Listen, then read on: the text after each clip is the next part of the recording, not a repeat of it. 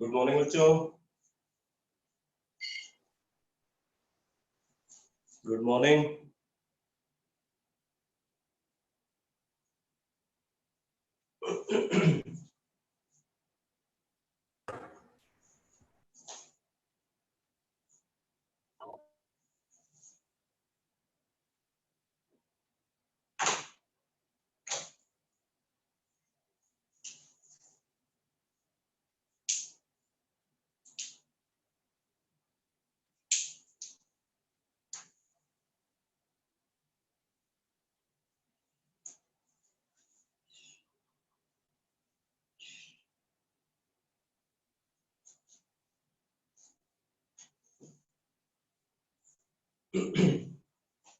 तो last class में मैंने elevation in boiling point and depression in freezing point को डिस्कस किया था। अब आप एक कॉन्सेप्ट और लिखो, इन्हीं दो कॉन्सेप्ट से रिलेटेड, इन्हीं दो टर्म से रिलेटेड एक कॉन्सेप्ट लिखो, नोट में लिखो। लिखो ड्यूरिंग इवेपोरेशन और freezing, during evaporation or freezing of the solution, during evaporation or freezing of the solution, during evaporation or freezing of the solution, solvent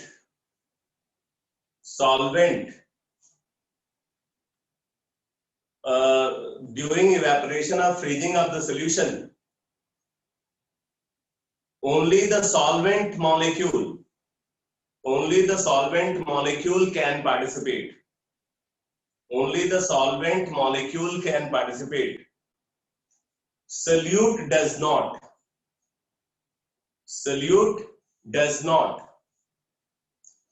अगर हम एक सॉल्यूशन को इवेपोरेट करते हैं या फ्रीज करते हैं, ठीक है, तो बोल रहा है कि वहां इवेपोरेशन में या फ्रीजिंग में सिर्फ सॉल्वेंट पार्टिसिपेट करेगा, सॉल्यूट पार्टिसिपेट नहीं करेगा। ठीक है, तो अब इसका क्या मतलब है, आप इसको इस तरीके से समझ सकते हो। जैसे मान लो कि अगर आपको सी वाटर है, आपको पता है कि sea water is unfit for drinking, तो अगर आपको सी वाटर से पोटेबल वाटर बनाना है, ठीक है, ऐसा वाटर जो आप जिसको पी सकते हो, ठीक है, तो सी वाटर को पोटेबल वाटर में कन्वर्ट करने के लिए आप क्या कर सकते हो, आप सी वाटर को पहले इवेपोरेट कर लो, इवेपोरेट करके जो वेपर प्रोड्यूस हो उस वेपर को कंडेंस कर लो, तो कंडेंस करके जो वाटर मिलेगा वो प्योर वाटर होगा, वो ड्रिंकिंग के लिए यूज किया जा सकता है, वो ड्रिंकिंग पर्पज के लिए सुटेबल रहेगा। ठीक है, तो सी वाटर को इवेपोरेट करके जो वाटर वेपर प्रोड्यूस होगा, अगर उसको कंडेंस किया जाए तो कंडेंस करके जो लिक्विड वाटर हमें मिलेगा, that water is suitable for drinking. इसी तरीके से एक और एग्जांपल आपको बताता हूं कि जो ये पोल्स पे, ठीक है, साउथ पोल नॉर्थ पोल को अगर कंसीडर किया जाए तो वहां पे जो आइस है वो आइस सी वाटर को फ्रीज करके ही प्रोड्यूस हुई। ठीक है, वहां पे जो आइस प्रेजेंट है वो सी वाटर के फ्रीजिंग से प्रोड्यूस हुई, और उस आइस को मेल्ट करके जो वाटर मिलेगा उस वाटर को हम ड्रिंकिंग पर्पज के लिए यूज कर सकते हैं। आप इसको ऐसे भी समझ सकते हो, जैसे मान लो कि वाटर के अंदर अगर आपने सॉल्ट डाल दिया, सॉल्टी वाटर है, ठीक है, और उस वाटर को आप फ्रीज करो, ठीक है, तो फ्रीजिंग में सिर्फ सॉल्वेंट वहां पे पार्टिसिपेट करेगा। अब जो आइस प्रोड्यूस, अगर उसको पार्सली आपने फ्रीज किया तो जो आइस जो है आपको मिली, अगर आप उस आइस को मेल्ट करो तो आइस को मेल्ट करने पे जो लिक्विड वाटर प्रोड्यूस होगा, उस लिक्विड वाटर को ड्रिंकिंग पर्पज के लिए यूज किया जा सकता है। तो कहने का मतलब यह है कि जब आप किसी सोल्यूशन को इवेपोरेट करोगे या सोल्यूशन को फ्रीज करोगे तो सिर्फ सॉल्वेंट का इवेपोरेशन या फ्रीजिंग होती है, सोल्यूट की इवेपोरेशन या फ्रीजिंग नहीं होती। ठीक है, तो ये बात अपने दिमाग में बैठा लो। इस पे भी क्वेश्चन जो है एक बार IIT एग्जाम में पूछा जा चुका है, मैं उस क्वेश्चन को सॉल्व भी कराऊंगा। ठीक है, तो अब मैं स्टार्ट करने जा रहा हूं। मैं अभी पहले तो एक बार पूरा थ्योरेटिकल डिस्कशन को फिनिश कर देता हूं, फिर उसके बाद हम लोग न्यूमेरिकल पोर्शन पे आएंगे। तो जैसे मैंने elevation in boiling point, depression in freezing point, और अब मैं डिस्कस करने जा रहा हूं एब्नॉर्मल कॉलिगेटिव प्रॉपर्टीज। इन पे बेस्ड अभी तक कोई न्यूमेरिकल नहीं कराया, तो बट इनका न्यूमेरिकल हम एक साथ ही डिस्कस करेंगे। ठीक है, इन सारे कॉन्सेप्ट पे बेस्ड न्यूमेरिकल को एक साथ डिस्कस करेंगे। तो मैं नेक्स्ट कॉन्सेप्ट डिस्कस करने जा रहा हूं, लिखो abnormal colligative properties. Abnormal colligative properties.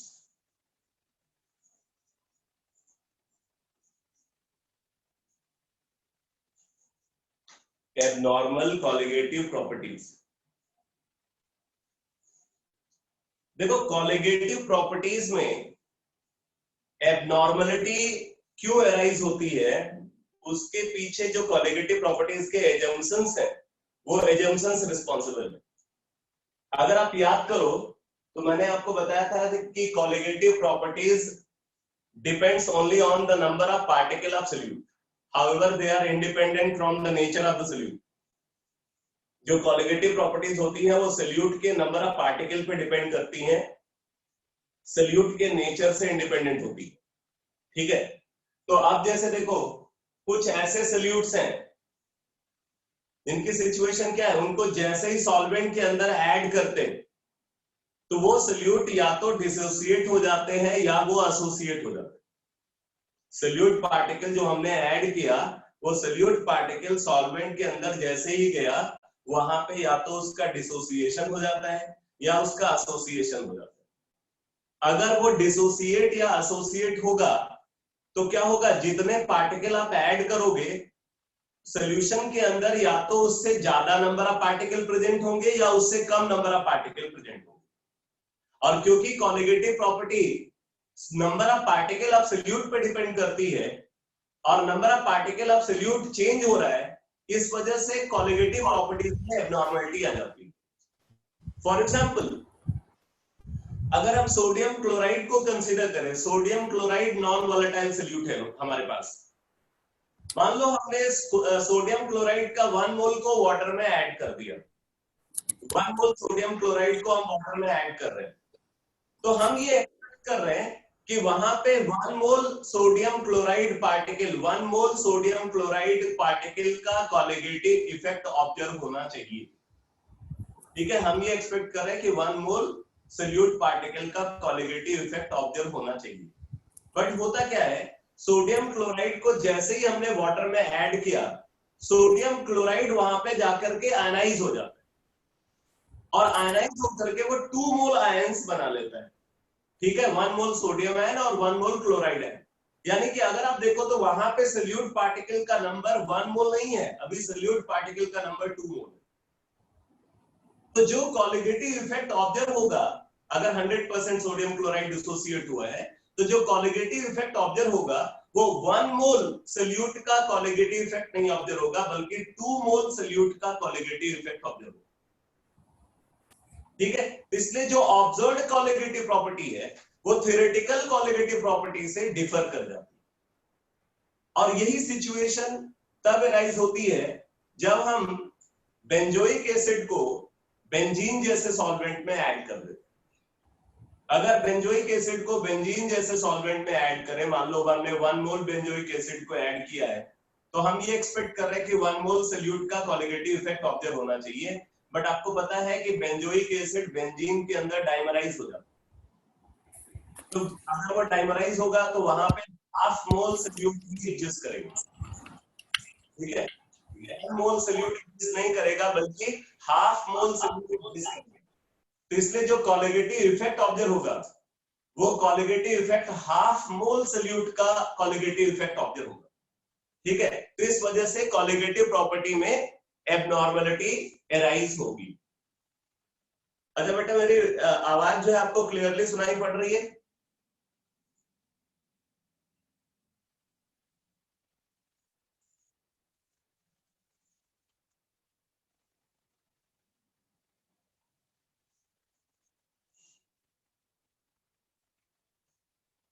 मैंने बेसिकली माइक ऑन ही नहीं किया था।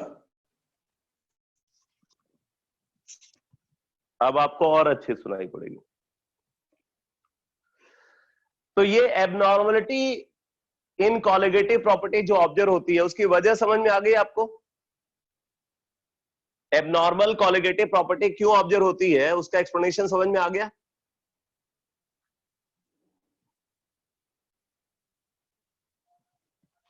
ठीक है, तो आप नोट कर लो इसको, लिखो लिखो abnormality in colligative property, abnormality in colligative property is observed, abnormality in colligative property is observed in those cases, abnormality in colligative property is observed in those cases where solute undergo dissociation, where solute undergo dissociation or association inside the solution. Solute undergo dissociation or association inside the solution. आगे लिखो, in order to account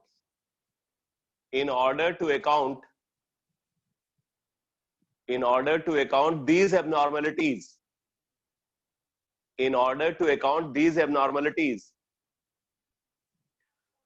want half, spelling देखना, want half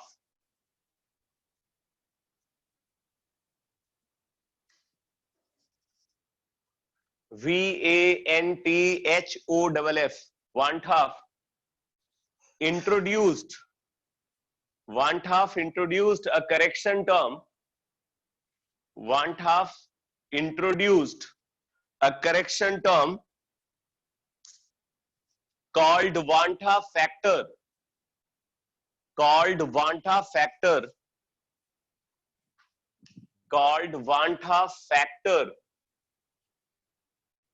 इसको बेटा small I से represent करते हैं, bracket में लिख लेना, want half factor small I, which is defined as follows,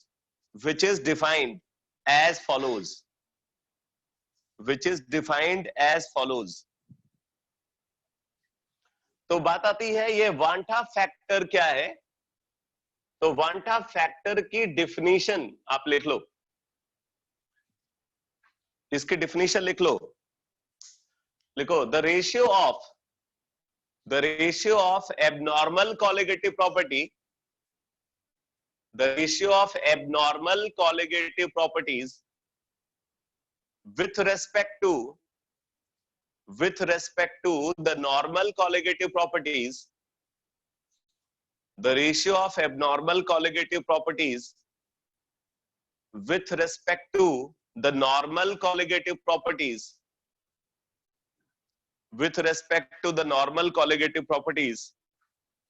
is called want half factor,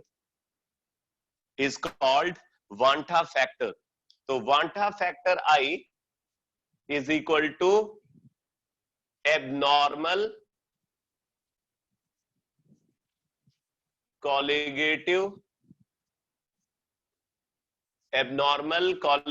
property, या आप इसको ऑब्जर्व्ड कॉलिगेटिव प्रॉपर्टी भी बोल सकते हो, abnormal colligative property divided by normal colligative property,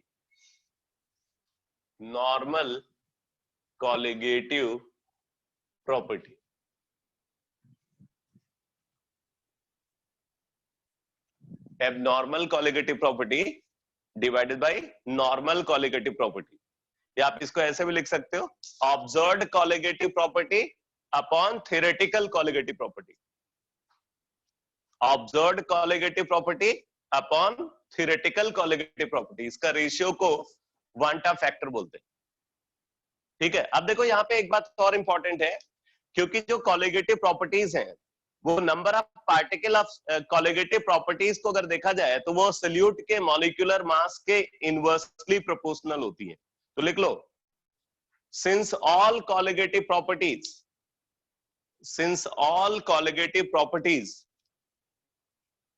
are inversely proportional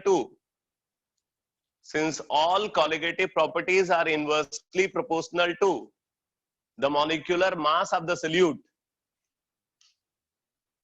since all colligative properties are inversely proportional to the molecular mass of the solute, therefore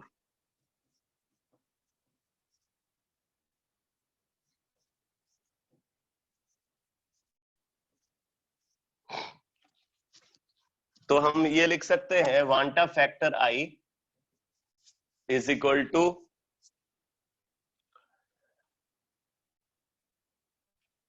इसको हम लिख सकते हैं normal molecular mass upon abnormal molecular mass. Vanta factor I is equal to normal molecular mass मतलब theoretical molecular mass upon abnormal molecular mass मतलब experimental molecular mass जो observe हो रहा है वहां पे। ठीक है, तो इस तरीके से वांटा फैक्टर को डिटरमाइन किया जा सकता है। बाकी एक बात और, क्योंकि कॉलिगेटिव प्रॉपर्टी जो है वो number of particle of solute पे डिपेंड करती है और number of particle of solute के चेंज होने की वजह से एबनॉर्मलिटी अराइज हो रही है और एबनॉर्मलिटी को अकाउंट करता है ये फैक्टर वांटा फैक्टर। इसका मतलब है कि Vanta factor number of particle of solute पे भी डिपेंड करेगा। ठीक है, कैसे डिपेंड करेगा इसको आप इस तरीके से कंसीडर कर सकते हो। नॉर्मली इसी मेथड को यूज करके वांटा फैक्टर को कैलकुलेट किया जाता है प्रॉब्लम को सॉल्व करते हुए। Vanta factor I is equal to number of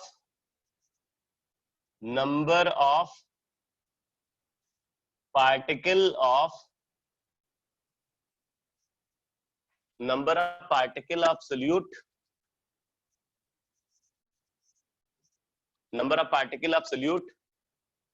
present at equilibrium equilibrium का मतलब है कि जब पार्टिकल जो है वो डिसोसिएट या एसोसिएट कर चुका है। Number of particle of solute present at equilibrium divided by number of particle of solute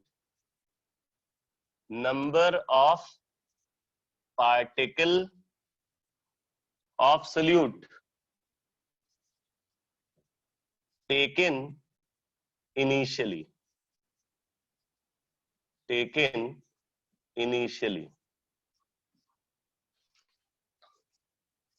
Vanta factor I is equal to number of particle of solute present at equilibrium divided by number of particle of solute taken initially। ठीक है, तो इस तरीके से अगर आप देखो तो वांटा फैक्टर को डिटरमाइन करने के लिए मैंने आपको 3 रिजल्ट बताए।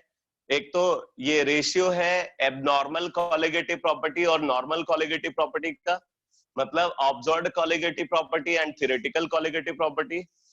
दूसरा हम बोल रहे हैं कि ये रेशियो है थ्योरेटिकल मॉलिक्यूलर मास और एक्सपेरिमेंटल मॉलिक्यूलर मास का, means normal molecular mass and abnormal molecular मास का। और तीसरा अगर हम इसको देखें तो ये डिटरमाइन किया जाएगा जितने पार्टिकल इक्विलिब्रियम पे प्रेजेंट है मतलब सोल्यूट के डिसोसिएट या एसोसिएट करने के बाद अपॉन जितने पार्टिकल हमने इनिशियली ऐड किया था, उसका रेशियो को हम वांटा फैक्टर बोलते हैं। ठीक है, अब देखो बात आती है कि अगर डिसोसिएशन का केस है तो डिसोसिएशन वाले केस में हम वांटा फैक्टर का क्या एक्सप्रेशन निकालेंगे। मान लो कि ये रिएक्शन है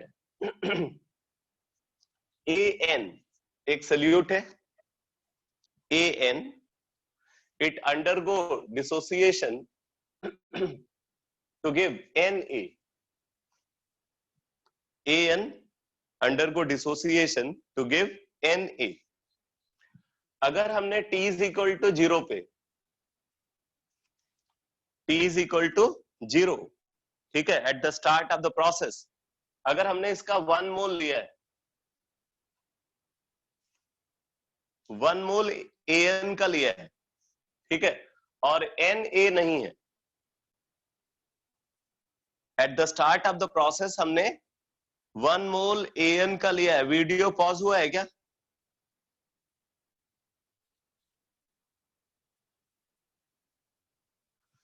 अगर हमने, ठीक है, अगर हमने प्रोसेस के स्टार्ट में 1 मोल AN का कंसीडर किया है, ठीक, और ये डिसोसिएट करके जो है, मतलब ये जो डिसोसिएटेड फॉर्म है वो स्टार्टिंग में नहीं है, इक्विलिब्रियम आया, इक्विलिब्रियम आया, इक्विलिब्रियम पे मान लो इसका अल्फा डिसोसिएट कर गया, alpha is degree of dissociation. मैं अभी वांटा फैक्टर को एक्सप्रेस करने जा रहा हूं डिग्री ऑफ डिसोसिएशन या डिग्री ऑफ एसोसिएशन के टर्म्स में। इस पे बहुत क्वेश्चन पूछे जाते हैं, ठीक है। तो अगर इक्विलिब्रियम पे इसका अल्फा डिसोसिएट हो गया, ठीक, तो 1 माइनस अल्फा बचेगा इसका, और इसका स्टोइकियोमेट्रिकली आप देखो, इसके 1 मोल से इसका n मोल प्रोड्यूस होता है बेटा, 1 मोल AN से n मोल A का प्रोड्यूस होता है। तो अगर इसका अल्फा डिसोसिएट हुआ तो इसका n अल्फा प्रोड्यूस होगा, n अल्फा प्रोड्यूस होगा, ठीक है। तो अब हम यहां से निकाल लेते हैं total number of mole, total number of mole of solute particle at equilibrium। तो ये क्या हो जाएगा, ये हो जाएगा 1 minus alpha plus n alpha, तो ये आ गया बेटा 1 plus n minus 1 into alpha, 1 plus n minus 1 into alpha. और number of mole of solute particle taken initially, number of mole of solute particle taken initially,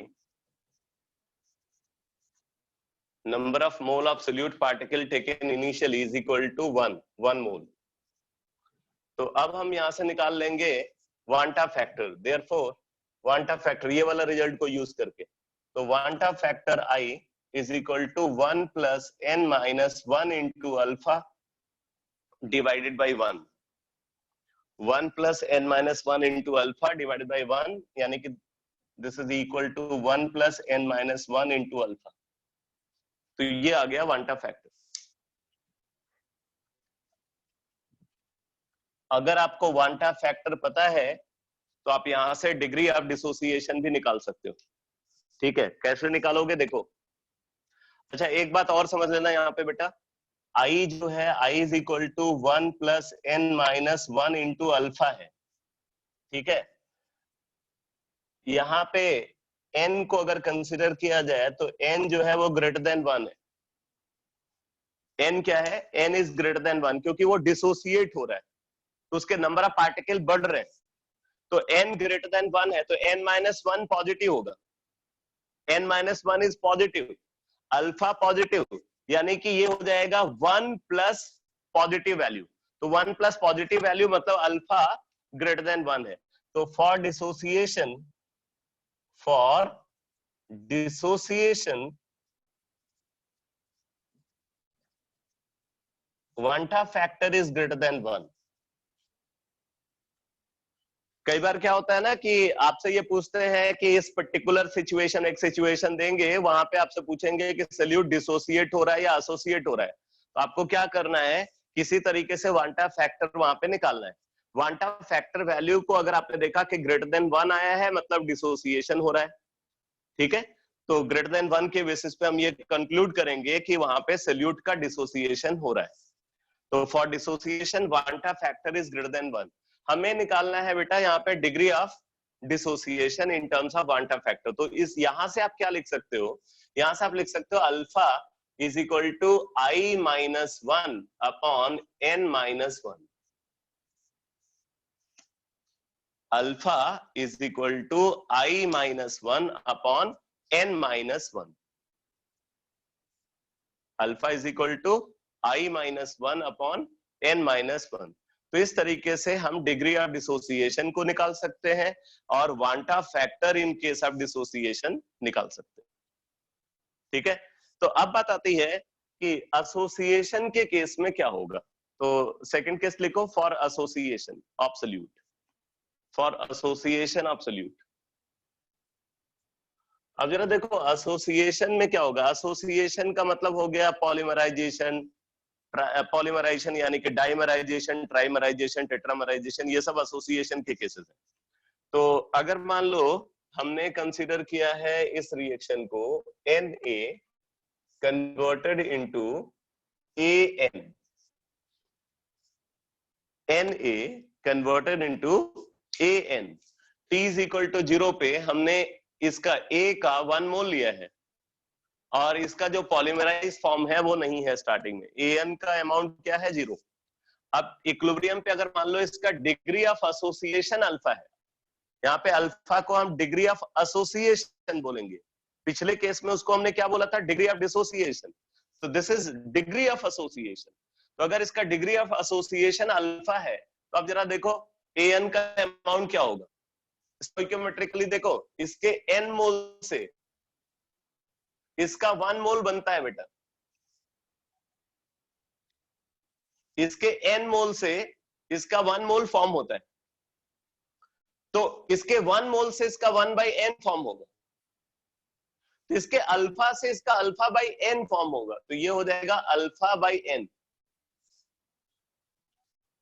alpha by n form होगा।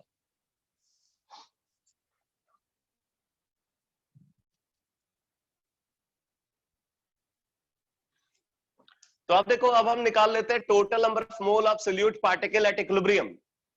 तो total number of mole of solute particle at equilibrium क्या हो जाएगा? 1 minus alpha plus alpha by n, 1 minus alpha plus alpha by n। तो ये आ जाएगा बेटा 1 plus 1 by n minus 1 into alpha, 1 plus 1 by n minus 1 into alpha, ये आ जाएगा।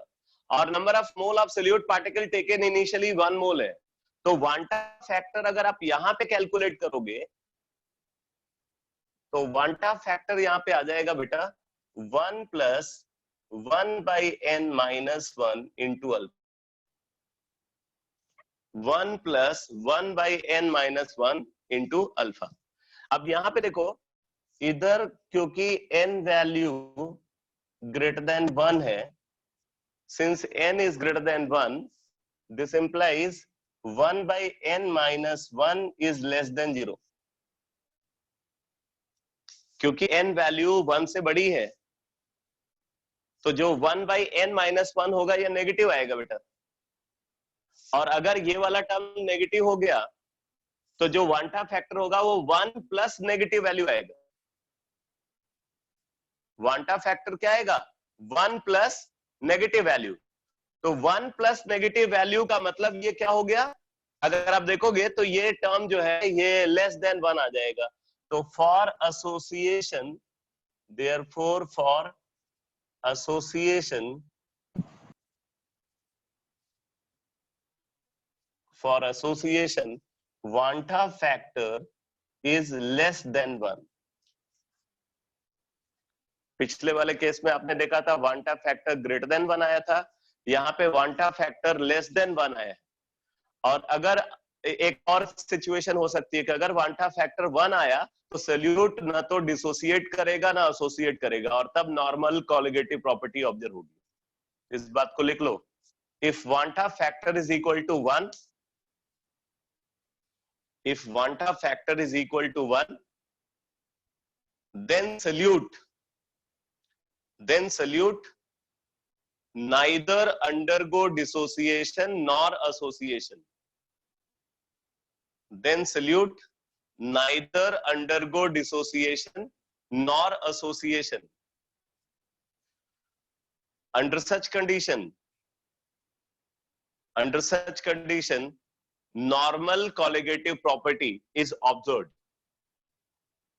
Under such condition, normal colligative property is observed. बेटा मैं ये देख रहा हूं कि वीडियो जो है वो थोड़ा सा डिस्टर्ब हो रहा है, क्या आप लोगों को भी फील हो रहा है या आप कंफर्टेबल हो?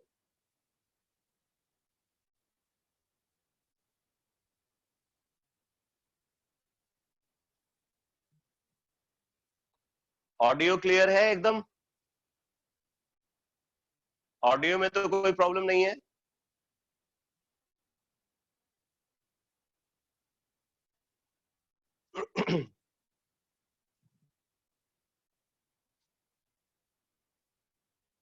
या आप एक बार थोड़ी देर वेट करो, मैं रिकनेक्ट करके देखता हूं, इसमें भी वीडियो भी और सही हो जाए। अच्छा, थोड़ी प्रॉब्लम ही है।